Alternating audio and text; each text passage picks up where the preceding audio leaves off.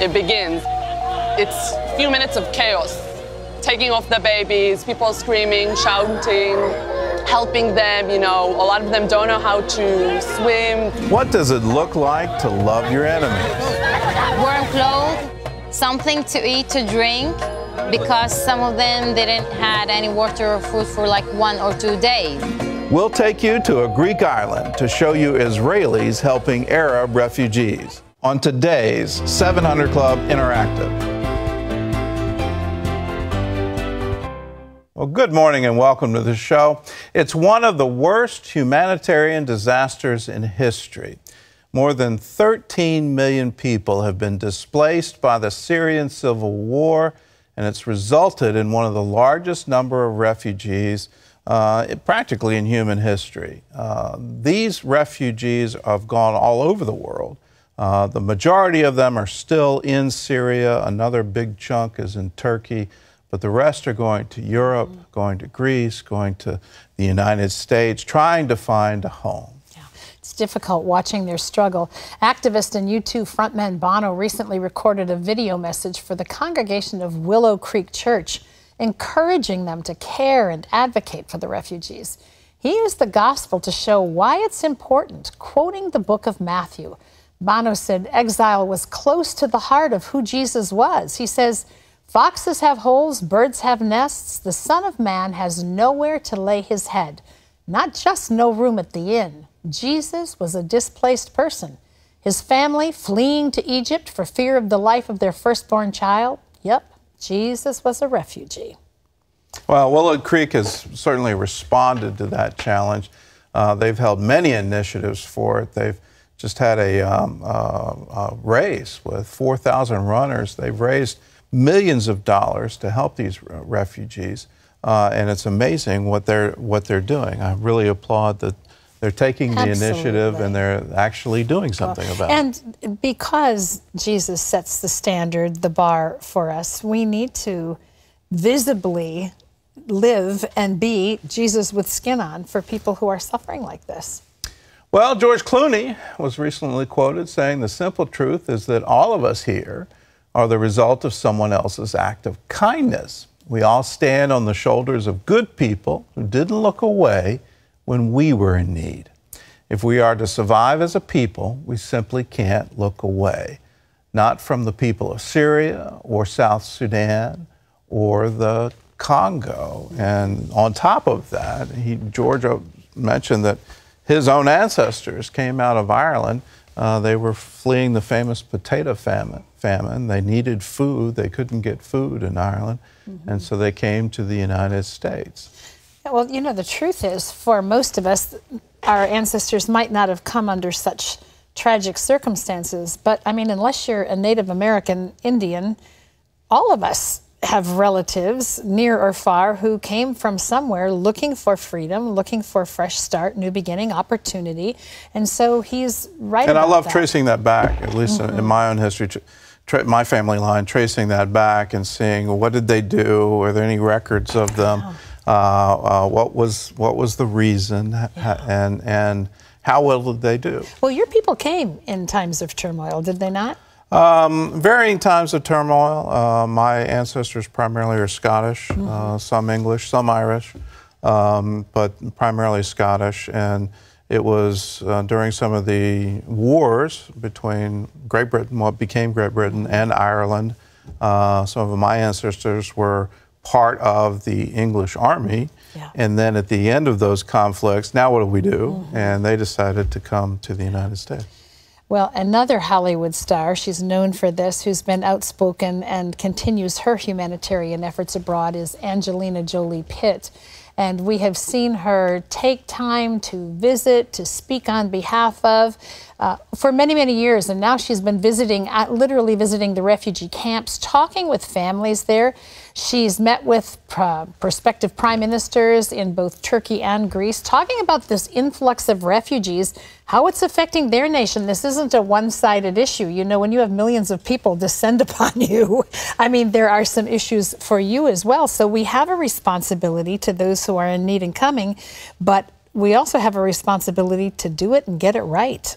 Well, I think Europe is learning that they're a whole lot of issues here. Yes. And one of those issues, and it's becoming more and more important, is how do we provide security for our own people? And you're hearing a nickname for the refugees where they're calling them refugees because of the incredible rise in incidents of attacks on women as a result of these bands of Muslim men who are now within their country borders. And so that's the reason we're seeing more and more in Europe. They're trying to erect fences. They're saying no more. We can't handle the ones that we currently have. And so the outlet for all of this now seems to be Greece. Turkey is saying, we've got 4.5 million, we've got enough. And so they're leaving on these makeshift boats to try to get somewhere. And they're going into Greece. This is a significant problem. This isn't a little one. This isn't one where you say, okay, how can Christians get together and do something? How can governments get together and do something?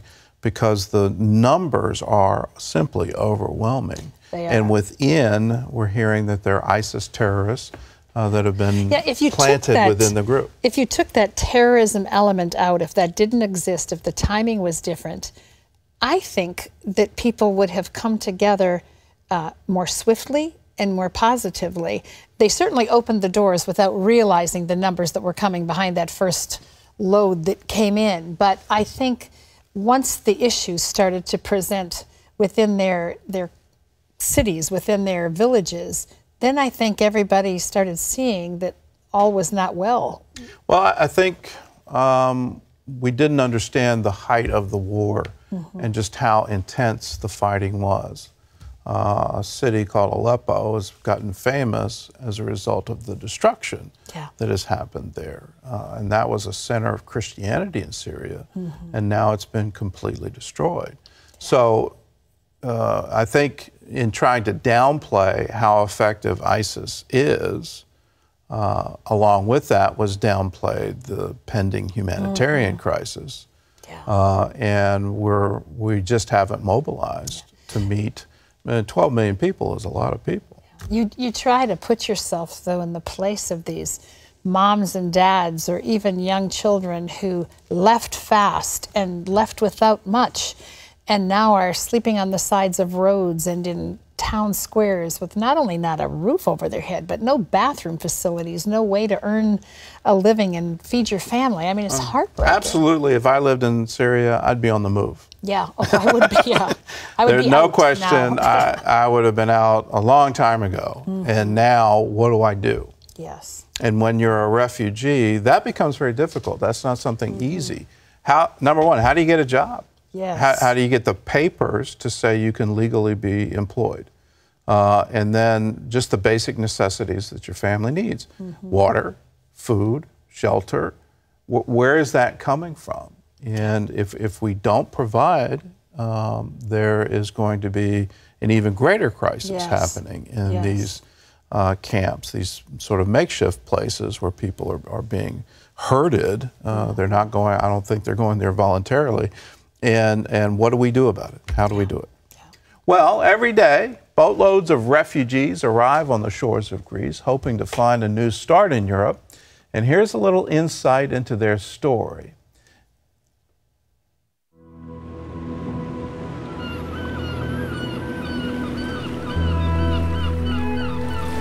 The Greek island of Lesbos, a quiet vacation spot where tourists relax and local children play in peace. But on the other side of the island, a very different scene is unfolding.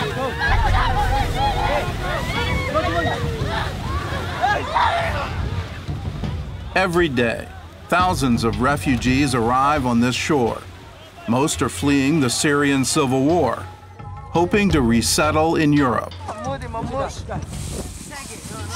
We see babies which are only a few days old people at the age of 90, 95 even. And we get mainly people from Syria, also from Iraq, Afghanistan, Iran. Waiting to help them on the beaches of Greece are the last people the Syrians might expect. Volunteers from Israel. The IsraAid team is a mix of doctors and nurses, both Arab and Jewish. What we do is go to Hind Point with binoculars, searching and scanning the water, and you start looking for this black with orange dots in the view. And then it comes nearer and you start seeing the rubber boat and all the people on it. It's like 1, 2, 3, it begins. It's a few minutes of chaos. Taking off the babies, people screaming, shouting, helping them, you know. A lot of them don't know how to swim, they're afraid from the water. After that, we start giving them food and water, warm clothes, something to eat, to drink, because some of them didn't have any water or food for like 1 or 2 days. To see a 60-year-old Arab man burst into tears on the shore, something that you don't see every day.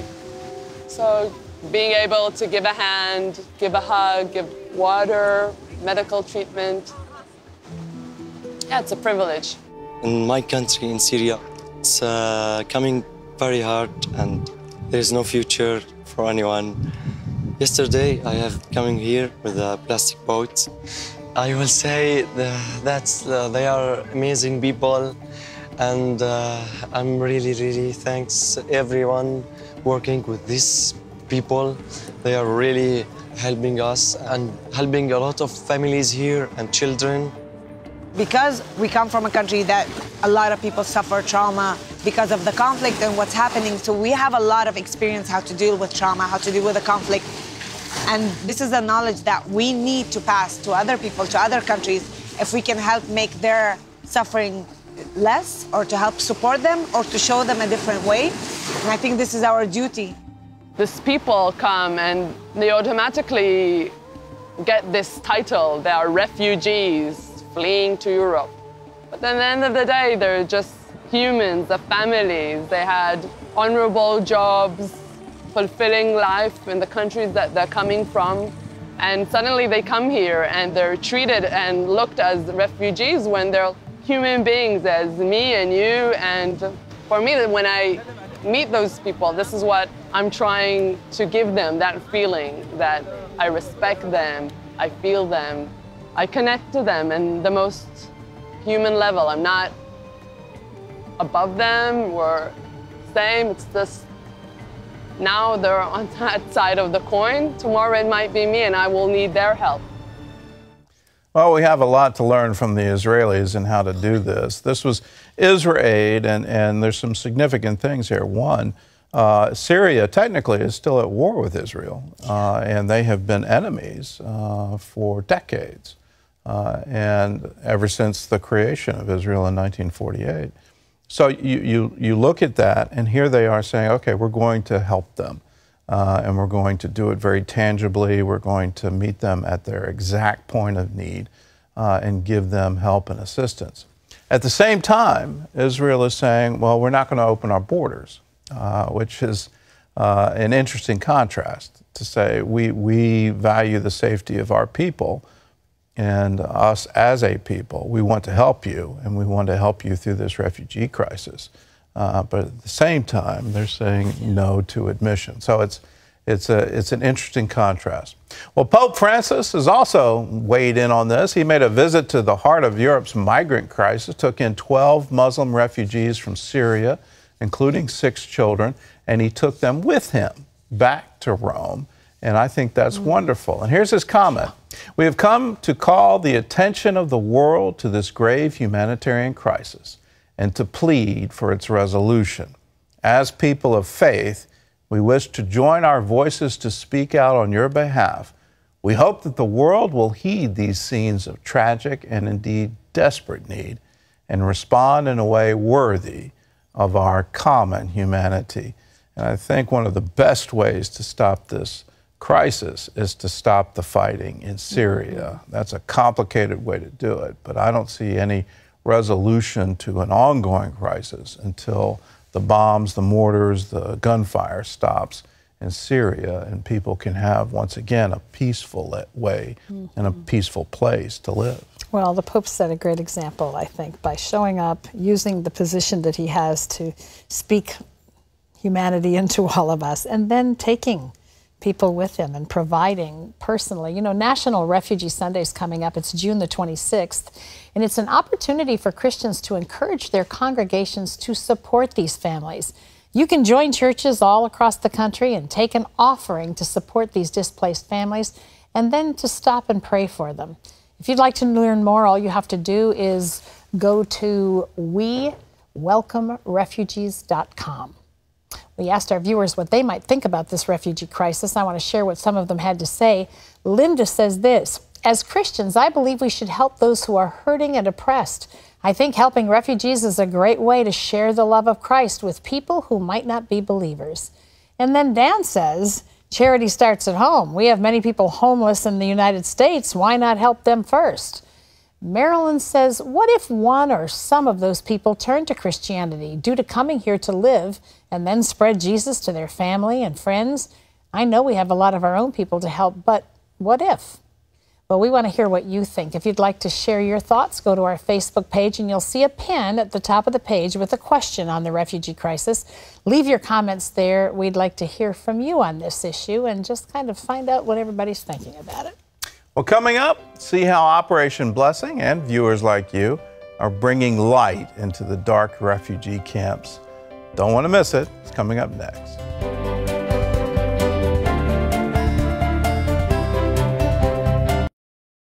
Operation Blessing is in Greece, where Syrian refugees continue to land on the shores every day.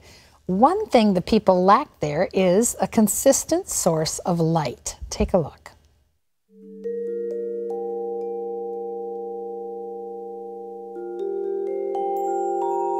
We're currently at the Indomini border, which is the border of Macedonia and northern Greece.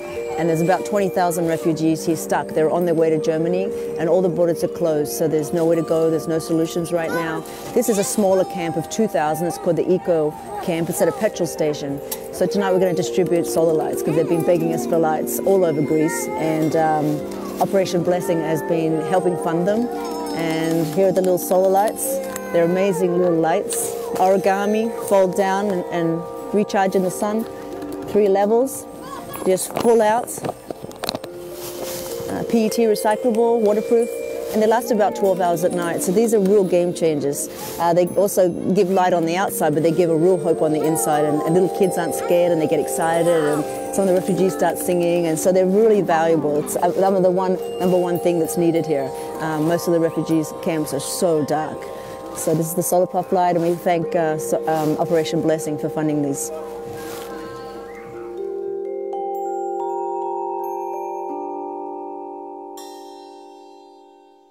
You know, that's something you don't think about. You see people that are in tents, you think, well, at least there's a roof over their head. They must be finding food somewhere, but you don't think about the lack of light and what that would do. Think about that in your life, how that would change things up. And especially when you've got small children, you're trying to get kids to bed, and in the winter, it gets dark pretty early. So we're trying to get these lights to all the refugees, and you can be a part of helping in that.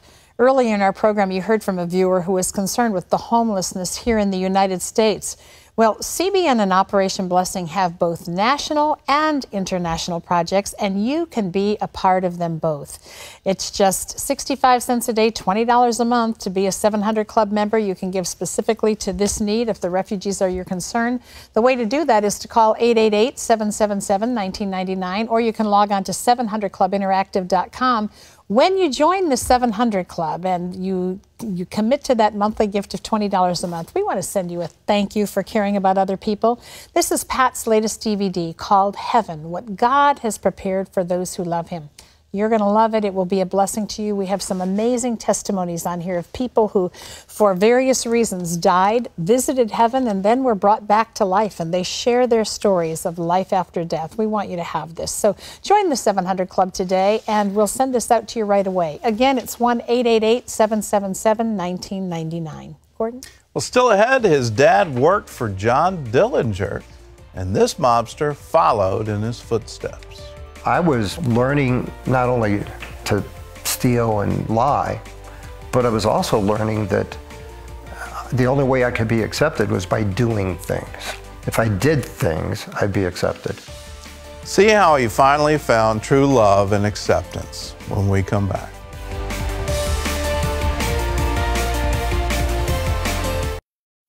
Jim Hall made millions of dollars working for the mob.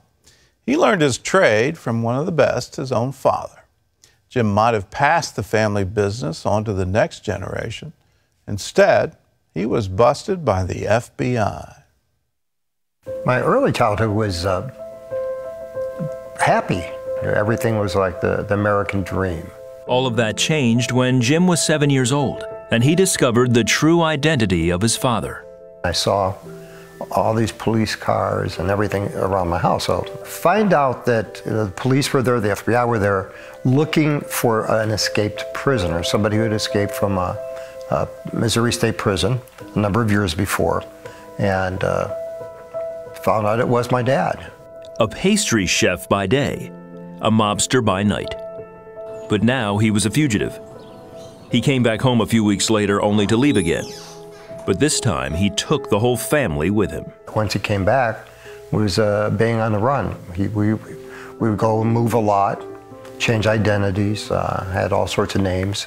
Nearly 7 years on the run, Jim learned a lifestyle of deceit and robbery from his father. I always remember my fondest Christmas memory of being with my dad was when we would go out and steal a Christmas tree every year. So I was learning to not only to steal and lie, but I was also learning that the only way I could be accepted was by doing things. If I did things, I'd be accepted. Living that life finally caught up with his dad. He had a racket giving safe combinations to the legendary gangster, John Dillinger. Eventually, the FBI figured it out. Dillinger got away, but Jim's father was busted and sentenced to 25 years. As Jim got older, he tried to live on the up and up, even trying Catholic school. But like his father, Jim started working with the mob. He was soon making millions, but he felt restless and discontent. I was void of everything. So you're trying to fill up. And you think the lifestyle, the money, the success, that's going to fill it up. Then he met Judy. They got married in 1982. Judy had 3 daughters from a previous marriage, so at home, he was a family man.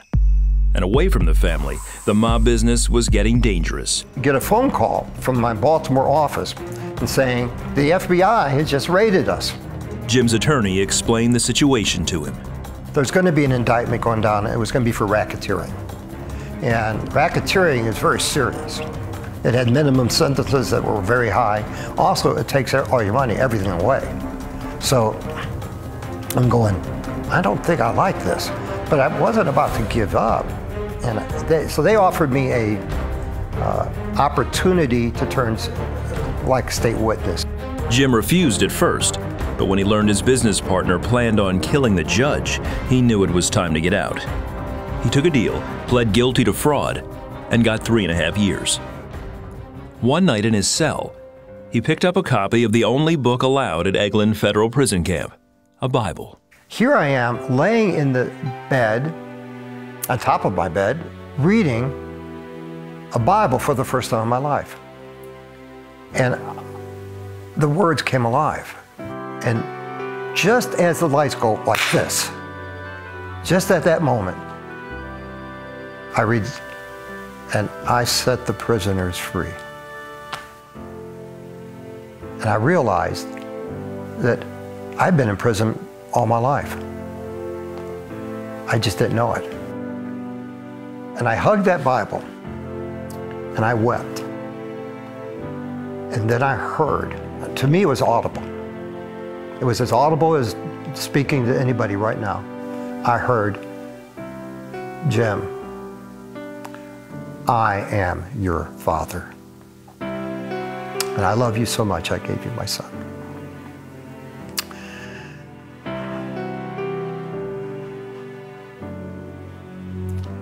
It was amazing. He said, all you have to do is come to me. and I came. While Jim was in prison, Judy had recommitted her life to Christ. She began attending church, and the entire congregation started praying for Jim. He was released from prison in 1983.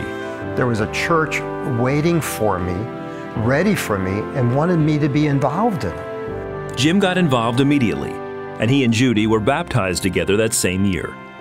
Jim worked 15 years with Walk Through the Bible Ministries, and today he's a business consultant and offers hope to others by sharing his dramatic story. If you got an emptiness inside, that's because God put it there. And that emptiness is the desire for Him. That emptiness comes from Him. That's what Solomon said. He's put eternity in your heart. And it only gets filled when you have that relationship with Him, when you have the Eternal One living in you. One of the great mysteries is that Christ can be in you, the hope of glory. What God said to Jim, I am your Father, He wants to say to you. There aren't any cousins or grandchildren in the kingdom of God. They're just children. We all have Him as our Father. And that's why Jesus taught us to pray that way. If you're far away from God, if you're wondering, does He still love me? Does He still care for me? The answer to all that is yes. And to reconnect with Him, all you have to do is open your heart and pray. Very simple prayer. God, if you're there, if you're real, if you really love me, could you show up? Could you show up for me? And if you pray that with all of your heart, you'll find Him. That's the promise in the Bible. If you want to help with that prayer, we're here for you. All you have to do is pick up the phone, 888-777-1999. We leave you this word from Matthew, for I was hungry, and you fed me. I was thirsty, and you gave me a drink. I was a stranger, and you invited me into your home.